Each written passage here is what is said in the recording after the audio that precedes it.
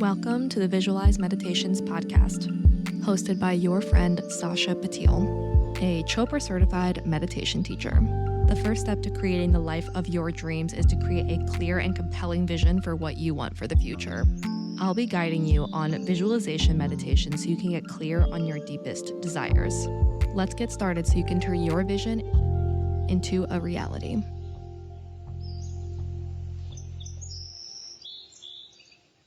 Hi, hello, what's up? Welcome back to another episode of the Visualize Meditations podcast. It's your gal pal Sasha. And to paint the scene for you right now, I am currently in Ho Chi Minh, Vietnam, and I am here by myself. I'm having a little get your shit together day. It was pouring rain when I woke up and I was like, ooh, perfect. It's the perfect day for me to stay in, for me to work my ass off, get to the gym, order a ridiculous amount of takeout and eat it for 2-3 days straight. And now it's clearing up a little bit, which kind of gives me FOMO that I need to be going outside and seeing Ho Chi Minh and seeing the city. But I think every once in a while, it is okay to just take a break, stop, have a complete day to just work, grind, hustle, do the thing you got to do. And maybe I'll go out and explore a little bit and just explore the neighborhood. But for now, like today, I really just want to sit down, grind, hustle, work. And I really just want to maybe hit the pool. I've hit the gym already, and I just want to get my shit together. And honestly, it feels really good. I've been craving working. I've been craving getting into the grind and getting into the hustle. And it's that time of year. It's getting into my busy season at work and getting into my busy season just in general. And the holidays are coming up. It tends to be that time in Q4 for everybody. So that's where we're at right now. I am alone in Ho Chi Minh, which is really disappointing and sad because my best friend, my childhood best friend, flew to Singapore to meet me. And we were supposed to do Singapore and Vietnam together. And I reminded him weeks prior to do his visas. And when he landed, I was like, did you do your visa? And he's no. And I was like, okay, do it.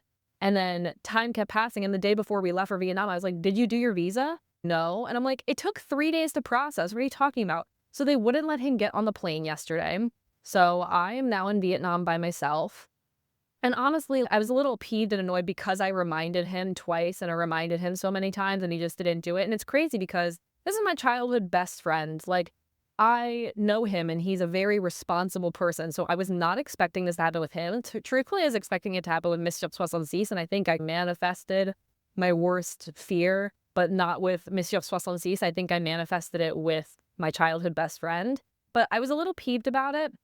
But then at the same time, I was like, I'm not angry at all because it gives me the opportunity to sit down and grind and hustle and really get my shit together, which is what I need right now. And it's a little bit harder to do work and to get into the hustle and the grind when you have people coming to visit and you want to travel with people and be present and they have time off and they don't quite understand what it's like to work and to travel at the same time, which means every once in a while you need a day where you're just hustling, just working, just doing the thing that you got to do.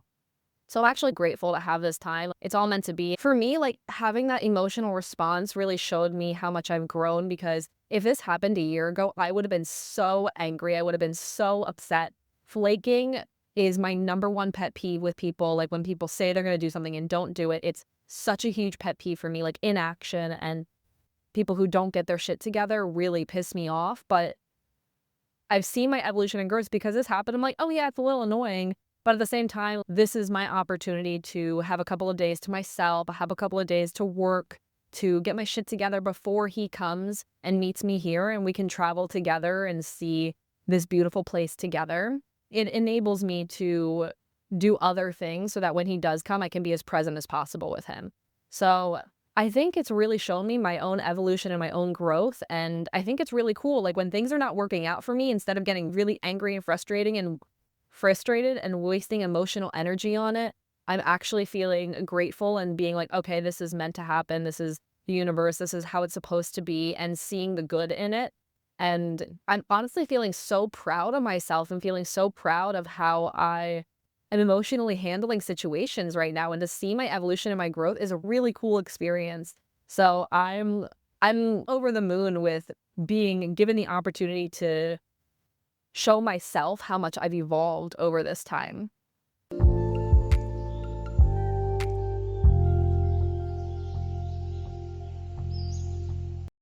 So the last time we had a chat, I was in Osaka, Japan, and I was not having the best time. I was recovering from the flu.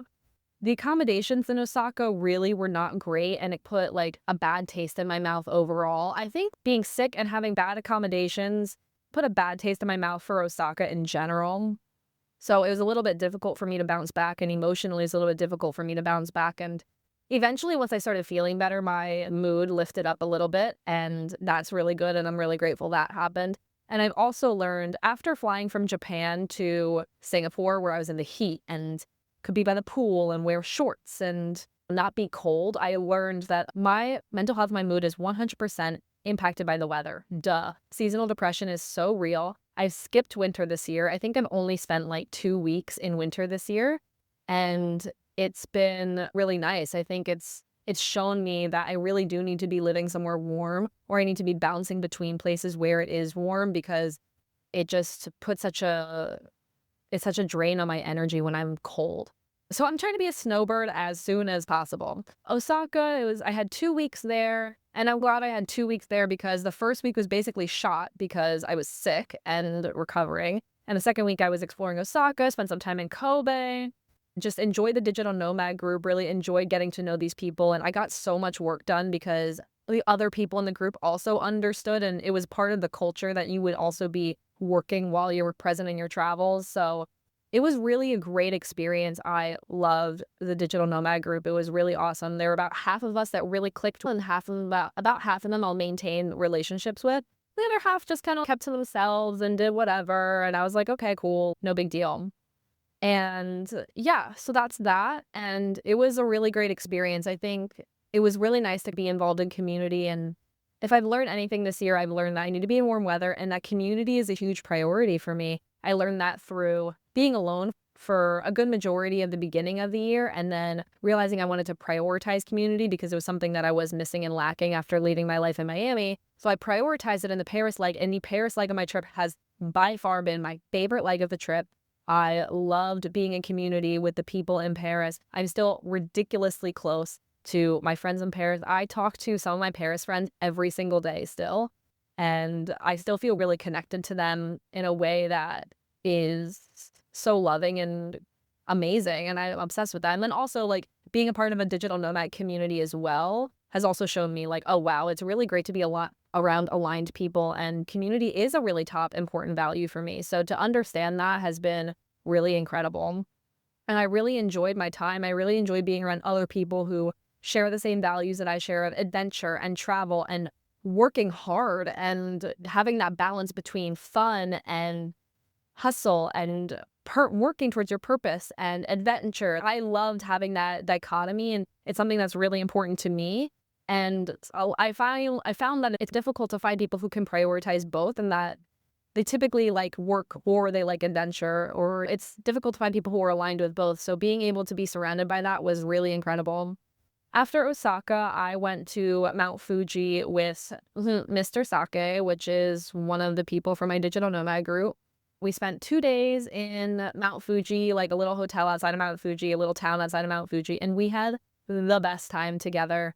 We had 1 full day there, and we just had the best day. We're supposed to have a view of Mount Fuji from our room. First of all, this hotel was like from the 60s or 70s. It was old. They have not renovated it, but they had onsens and views of Mount Fuji, and they had ping pong and karaoke and whatever. We ended up like not doing very much. We ended up just like getting beers from the vending machine and hanging out in the room and working and chilling and hanging out. We had a really horrible buffet dinner, and then the next day we got up.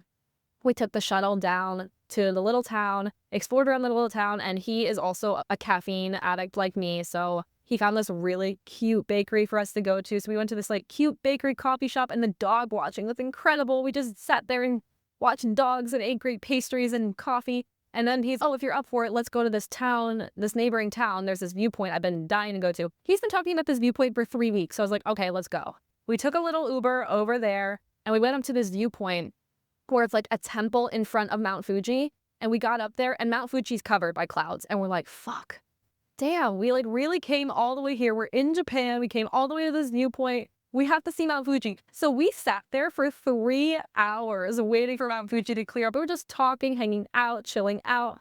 This guy's really into photography, so he's like taking crazy photos. And basically, I was like, oh man, I wish we had like beers and a picnic. Like we could stay here all day if we just had stuff. I was like, yeah, damn. I was like, I saw some food trucks below. Like, I'm gonna go down and get some stuff. And I swear to God, as soon as I go down and get some beers and mochi, things will clear up. And so I went down and I got some beers and mochi. I climbed down all these stairs, got the beers and the mochi. And as soon as I got down there, it cleared up. So I hustled back up with a bag full of beers and some mochi and Kit Kats. And we sat there and we drank our beers and we watched this gorgeous view of Mount Fuji together. And we watched it with the sunset. We had our drinks, we had our snacks. We watched a couple get engaged. We're sitting there, we're having a great chat. We're just like hanging out.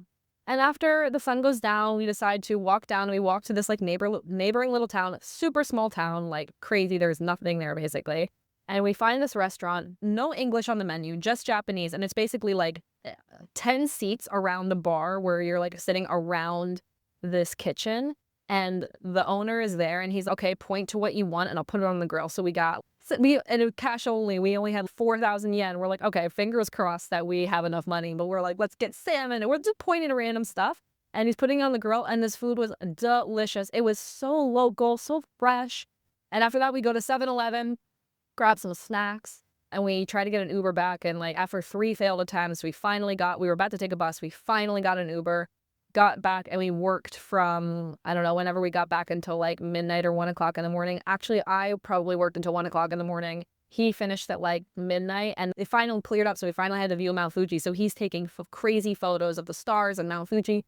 And after I'm finished work, he's still continuing to take photos. So we're just staying up late, like listening to music and just like trying to take epic photos of Mount Fuji. So we're doing that. And the next day we get up and we did not plan how we were going to get back to Tokyo. So we get up and we take the little shuttle down and we're trying to figure out this bus situation where this bus will pick us up from the station, take us straight to Tokyo.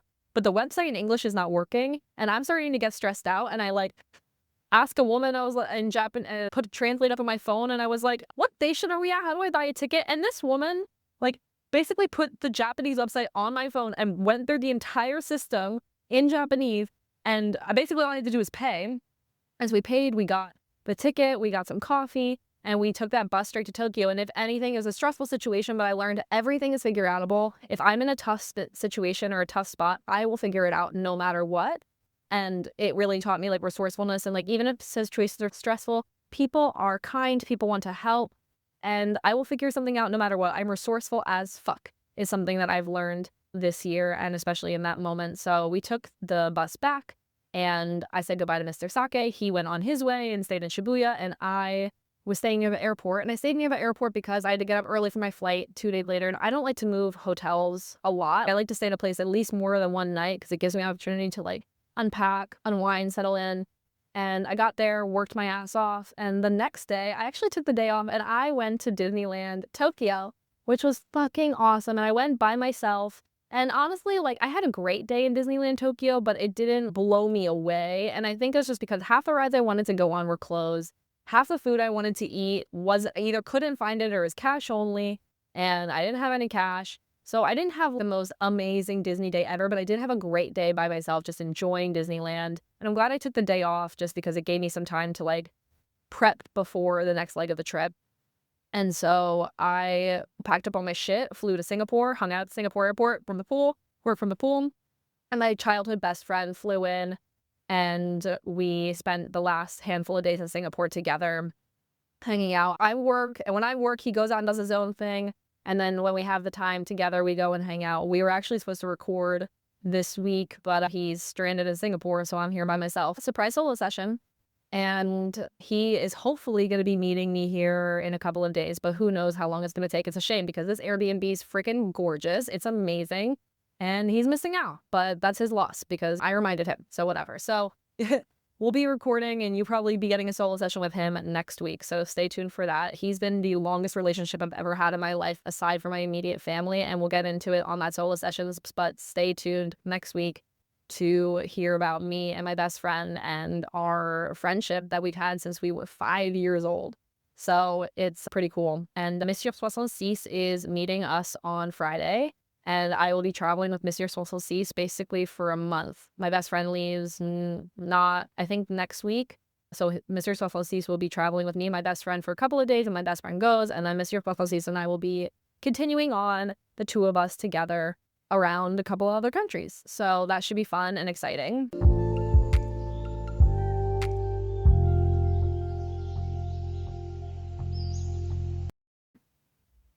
Something I want to touch on and something I really want to reflect on right now is this week we are coming up on the anniversary memorial. It's basically been a year since the breakup. The breakup took 10 days. So November 7th through 17th of 2024, I was going through my breakup with my ex. Basically, the day this episode comes out, it'll be a year since the beginning of the breakup. I will never, ever forget that day.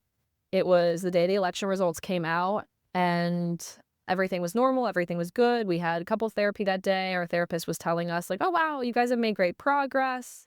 Everything's great. You guys are great. I remember feeling so seen and heard in that therapy session. A couple weeks prior, he was dropping hints about proposing, like we were looking at apartments to buy. After therapy, I go for my workout class, then I come home, and he has a weird look on his face, and I was like, what's going on? Are you having a bad day at work or something? And he's, sit down, no. And I was like, what's going on? And I'm having doubts. I'm like, about what? He's like, about us. And I started laughing. Like, I seriously thought he was kidding. Like, you were dropping hints about proposing 2 weeks ago. We're looking at buying an apartment together. Like, what's going on? I was like, okay, first of all, tell me you're a therapist's daughter without telling me you're a therapist's daughter. I was like, on a scale from 1 to 10, 1 being, I'm just going through something today, I'm just having a rough day, and 10 being, we need to break up right now. Where are you at right now? And he's like, I'm at an 8 right now. I was like, what? We just had therapy 2 hours ago. What do you mean you're at an 8? What is going on? What is happening? And I was in such shock. It was insanity. And so I ended up that next day packing up some of my stuff and going and staying at a girlfriend's house. She and her husband were going out of town, so I had their house to myself. And so I went to their house, and I was just, I don't even know, for those next 4 days. Like, what, it was probably the worst 4 days of my life. Like, these 10 days were the first 4 days of this breakup are the worst 4 days of my life so far. And it was the most intense thing I've ever been through. It was excruciating.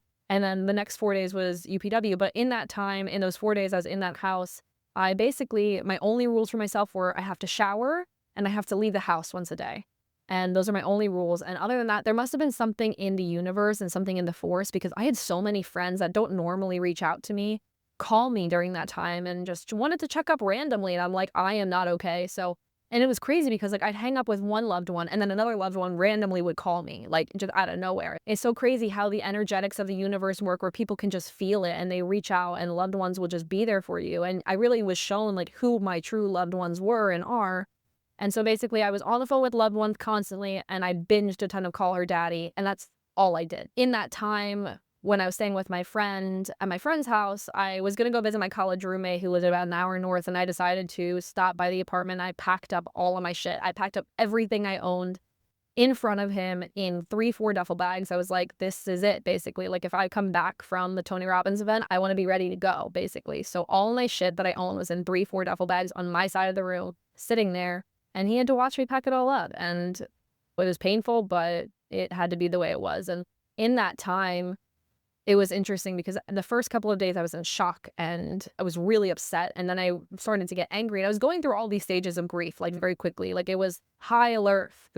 It was really intense. But then I got to a place where I'm like, if we split up, what would I want to do?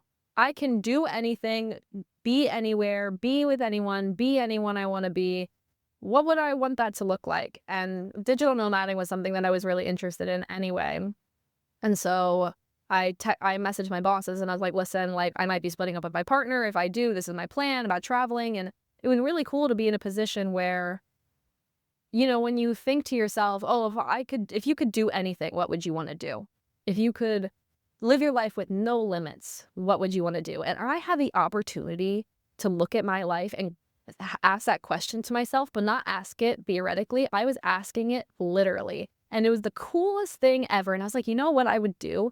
I would travel and I would work and I would do my thing. And it was really cool to just have that opportunity. And you know what? I've gotten to do that this year and I feel incredible. I'm not going to get into why we split up and all of the issues we were having. I'm not going to get into that here and now. I want to respect his privacy. It's something that he and I talked about, and I want to respect his boundaries around all of that. So I'm not going to talk about all of the challenges that we had that led to the breakup, but I will talk about the breakup and how I've been dealing with it emotionally. And basically, there was just a lack of clarity about why this confusion was happening. And so I was like, we have Tony Robbins UPW booked for next week anyway. It's a great place to figure out what the fuck you want with your life.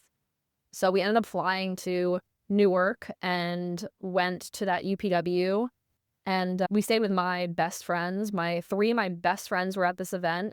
My dad was at this event. I knew so many people at this event because I grew up in Tony Robbins. So this is my community. These are the people I know. These are the people I love. This is my 4th or 5th time going to this event. Funny enough, I actually broke up with my high school sweetheart at that same event, at that same venue, like however many years, 7 years prior, 8 years prior, which I think is fucking hilarious. And if you want to hear more about some of the insights I had, listen to the Shumei episode. It was really good in Phuket. But basically, there were a lot of insights that I had the first day. I had a lot of realizations about the dissonances in our relationship. And then the second day, he takes you through this exercise where you think about your limiting beliefs and you think about what's holding you back. And I realized all of my limiting beliefs were happening around my relationship, and I was keeping myself small to be in the relationship, and I was bending over backwards and compromising my own values for someone who didn't appreciate it. And I wasn't like living to my truest, fullest potential because I was doing everything I could to mold myself to what my ex wanted. And that just wasn't fair to me. And I thought about, if I want to live a life that's my life, is this how I want it to look? And it's no. The answer is no. So I ended up leaving him the second day, and the third day or the fourth day or whatever. It was basically unspoken, like breakup happens when we separate. We just said our goodbyes, and he got in an Uber and went to a wedding, and my dad happened to be at the event, so he took me and he drove me home, and I was with my family for 2 weeks for Thanksgiving, and then I was back in Miami for 2 weeks, and I partied my ass off and packed up all my shit and all of that, and then was back at home with back in my childhood home for 2 weeks, and then I started booking one-way tickets to all over the world, and I started in Australia, and that's where we are right now. Like, I love my fucking life. I feel so fulfilled, and it's been really hard and very difficult. And there have been a lot of struggles and challenges, and it's been hard work, and it's been breakdowns, and it's been evolutions, and it's been a lot. It's been a lot, but I've evolved so much, and I've grown so much, and I feel really fulfilled, and I love my relationships, and I love who I am, and I love how I'm growing and who I'm turning into, and I'm so happy to just be who I am and be myself, and to be able to grow and to learn and to evolve and to see the world and to work on my business and to work on my 9 to 5 and to strengthen my relationships and everything. I'm just so happy. I'm just so happy in my life. Even though it's really fucking hard, I'm so happy. So that's where I'm at right now. So it's been a year since the breakup. How do I feel? What have I learned? I think I've come to the realization that I'm always going to miss my ex, and I'm always going to love my ex. Even to this day, if something comes up and I'm like, oh man, he would laugh about this, or oh man, he would hate this, or oh man, he would love this. And it still comes up. It still comes up pretty regularly, and I think that's normal, and I think that's okay. When someone is your best friend and when someone is your other half for 7 years, I think it's normal and natural that they become a part of who you are. And there's going to be a part of, he's always going to live in my heart, and I'm always going to love him, and I think I'm always going to miss him. That's okay, because our relationship was really incredible and really amazing, and I was very happy with him, and I was very happy in my life. And it's okay to love and miss him. It just means the relationship was great. And there are ways that we loved each other that I am so grateful for. I'm so grateful that I got the opportunity to be in a relationship that was that loving and caring and kind and mutual. And sometimes grief comes up, but grief is just love with nowhere to go. And I have nothing but love in my heart for him, and I am rooting for him always. I really am rooting for his success in life, for his success with his career and his health and his finances and his relationships and everything. I just hope he's happy, and I hope he's growing and evolving and just happy in his life. I know that I'm never going to have any sort of relationship with him in the future. And just I know that because I know how he feels about staying in contact with exes, and he is so anti that. So I know I'm probably never going to hear from him again, and that's totally okay. That's totally fine. He's not the type to be friends with an ex, and that's cool.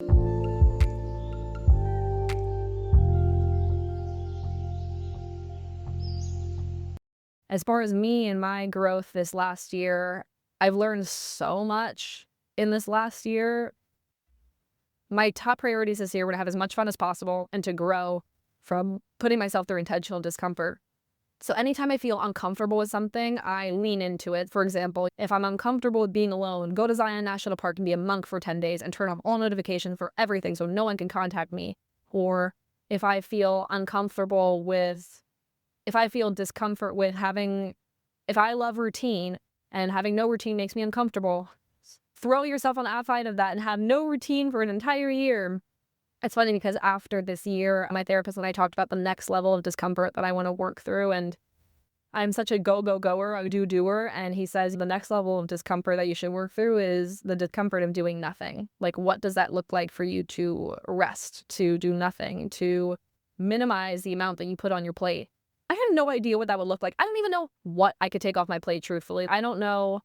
I can't take off my 9 to 5, and I love doing my business. So those two things will stay. I might take the crazy travel off my plate, obviously. I don't think I can keep up this pace. I feel like on the edge of burnout, but I think that's just because it's really tough. It's really tough on the body. It's really tough on the mind to be doing this constantly, and it's really difficult. And that's okay. I also knew that this had like a deadline. This had a time limit. So it was like, okay, the burnout's there, but at the same time, this is only for a year. So whatever, suck it up. And by the time I'm like feeling a little burnt out, I'm moving to the next place. I don't really have the time or energy to really sit in oh my God, I'm exhausted.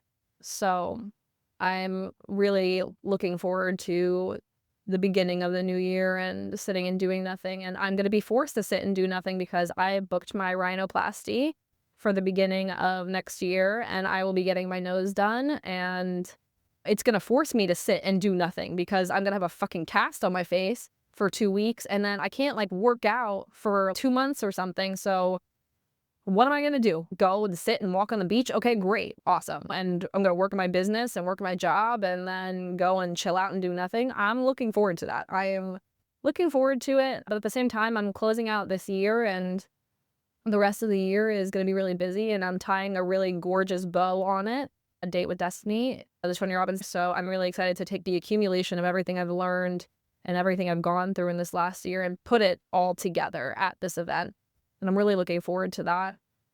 But I don't know, I feel like I've grown and evolved a lot. I think it's interesting because I've been working on a list of all the men and women that I've been involved with, but I've basically made a list of things I liked about them and things I disliked about them, and I'm keeping a record of things I liked about the people I've seen, things I've disliked about the people I've seen, things that are important to me, things that are deal breakers, things that I'll settle for, or things that I won't settle for, things that are green flags. Like, I'm keeping a list and a record of it, and I'm not quite at the place yet where I'm ready to think about what I want in my next partner and to sit down and write that list, because I know I'm low-key a witch, and if I write that shit down, it'll come true, and it's happened every single time with every single thing I've done.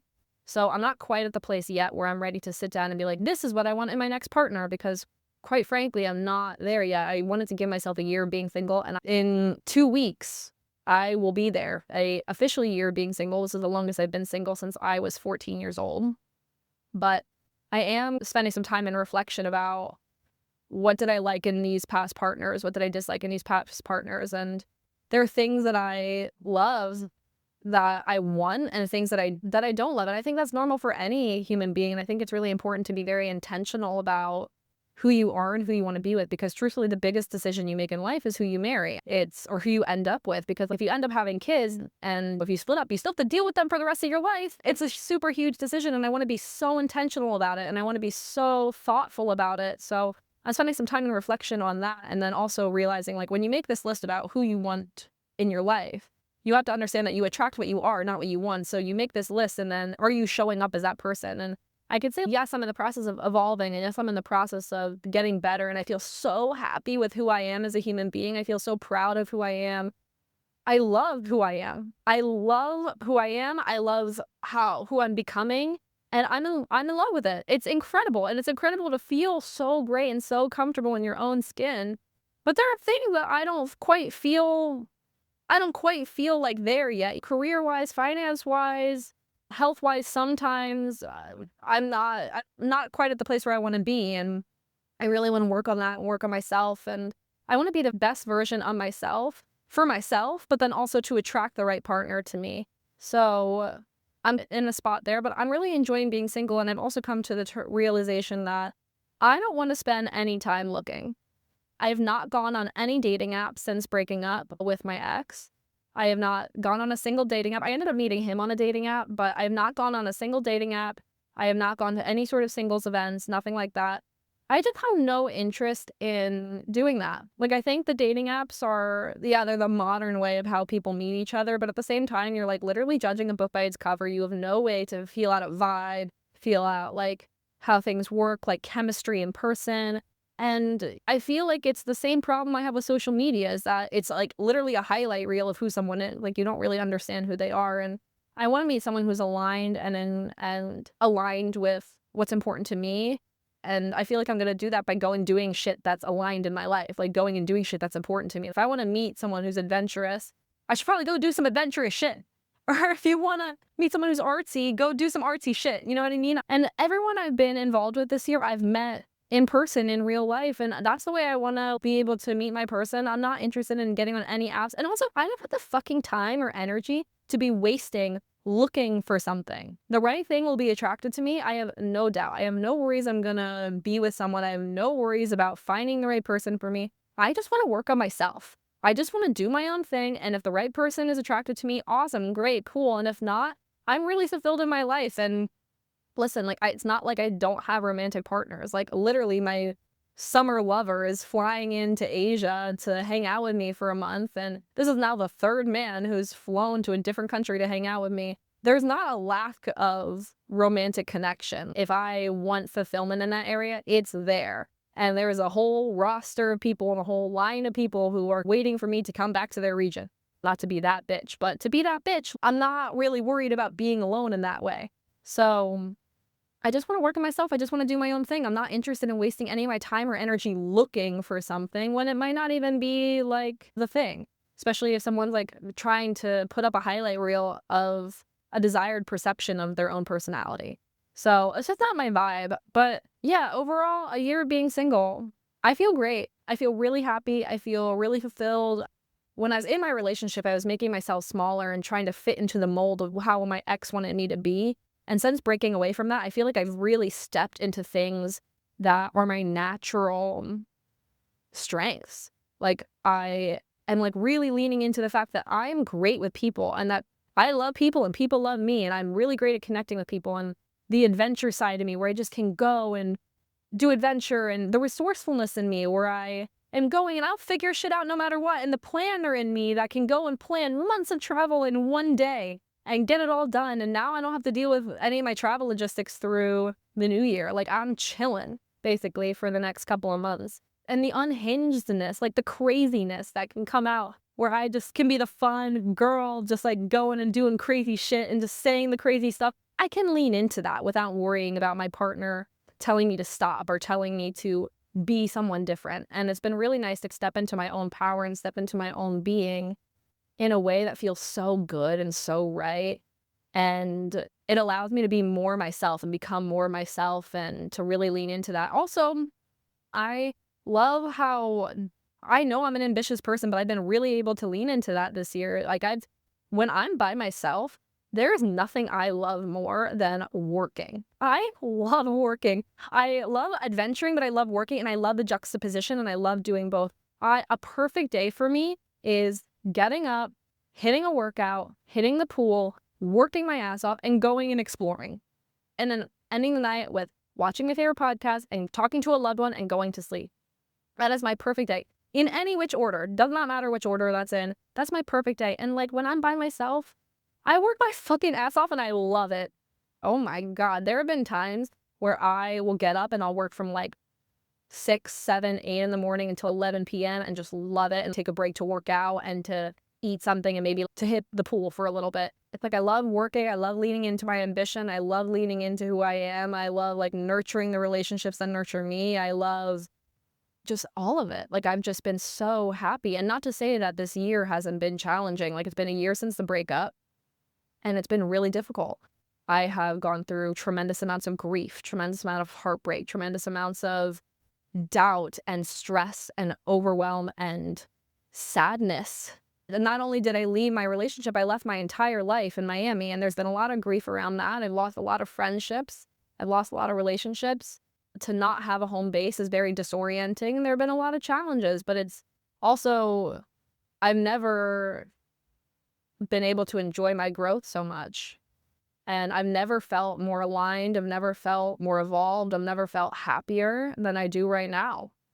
And it's only up from here, guys, like, really. And I've learned a lot. And maybe I'll do a whole episode just based on the actual lessons. Stay tuned for that episode, because I feel like I could really sit down and do that with really cohesive thoughts. Right now, I'm just shooting the shit, and right now I'm just talking without any notes about what I've been up to in my life and all of that. But yeah, you know what? I'll do that. Stay tuned. I'll be doing like maybe a breakup roundup episode where I'll chat about everything I feel like I've learned from my breakup and from a year of being single. And yeah, we'll get into that in a future episode. But for now, we'll just keep it chill.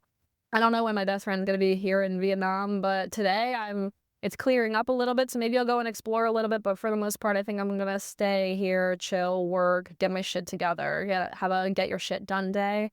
And that way I can be present with my best friend when he actually does show up, if he ever does show up. And yeah, so stay tuned for my episode with my best friend should be coming out next week, fingers crossed, and an episode with a roundup of the lessons I've had being single for a year. I love you guys so much. If you have any questions, feedback, anything like that, this is a very one-sided platform. Like, I know you guys are listening. I see the numbers on the screen. I see that there are tons of you guys who tune in twice a week to listen to me ramble and shoot the shit. But if you have any questions or feedback or anything, please feel free to reach out on social. I'm all ears, and I love connecting with you guys. It really makes my whole life. And if anything, if we learn anything from this whole situation, is choose your goddamn self. Do the things that, choose yourself. Choose the things that promote your growth. Choose the things that promote your happiness and your joy. Follow your bliss. Follow the things that light your soul on fire and make it dance, if that's anything to promote your evolution and to become the highest version of yourself. And that's all I got to say about that. I'm going to drink my green juice. By the way, I ordered an obscene amount of takeout, and the most important thing was the fucking coffee, and I spilled the coffee. And they say don't cry over spilled milk, but you cry over spilled coffee. I did not cry, but I would be lying if I said that I did not, like, fully lick it off the counter and use a straw to suck it up off the counter. It really made me laugh at myself. I was like, I am this desperate for caffeine. Listen, I was up late. Chatting with Monsieur Soissons. We were a little spicy. I was up late getting a little spicy with Monsieur Soissons via text message. The lack of sleep was worth it. When you spilled your coffee, it's a little bit of a challenge. I'm not gonna lie. All right, y'all. We'll catch you guys next week on the Visualize Meditations podcast. I love you guys so much. Bye.